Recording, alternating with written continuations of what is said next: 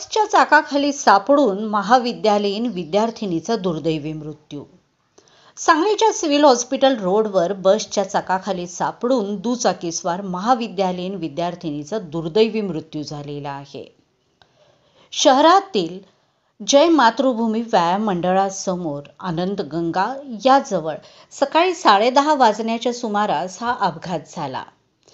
या अपघातात एसटीचे मागील चाक तरुणीच्या डोक्यावरून गेल्याने शर्वरी कुलकर्णी या महाविद्यालयीन तरुणीचा जागीच मृत्यू झाला। या घटनेनंतर घटनास्थळी मोठी गर्दी झालेली होती। घटनेची माहिती मिळताच सांगली शहर पोलिसांनी मृतदेह शासकीय रुग्णालयात पाठवला। अपघातात शर्वरी राजकुमार कुलकर्णी वय वर्ष 21 राहणार हरिपूर या महाविद्यालयीन विद्यार्थिनीचा मृत्यू झाला। मयत शर्वरी ही सांगलीतील एका महाविद्यालयात BCAचे शिक्षण घेत होती। आज सकाळी कॉलेजला सुट्ट्या पडल्यामुळे कॉलेजमधील तिच्या मैत्रिणी दंडोबाकडे सहलीला चालल्या होत्या। त्यावेळी मिरजेला जात असताना सिव्हिल रोडवर मुंबई जमखंडी बसला तिची दुचाकी घासली। यामध्ये मागील चाकाखाली सापडून शर्वरी हिचा मृत्यू झाला।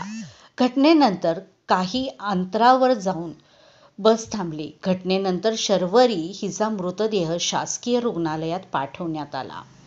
या घटनेची माहिती सर्वांना मिळताच परिसरामध्ये हळहळ व्यक्त केली जात आहे। दुर्दैवी शर्वरी हिचे वडील वारलेले असून तिची आई आणि बहिणीसोबत ती हरिपूर येथे सध्या राहत होती।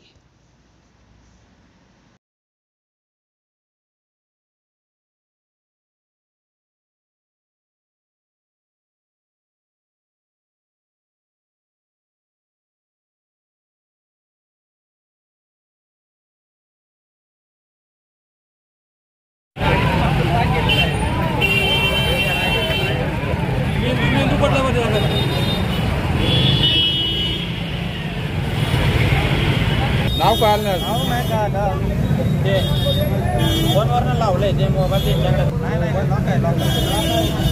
नाही ते फिंगरनं काढून ते घरातला सांगितलं।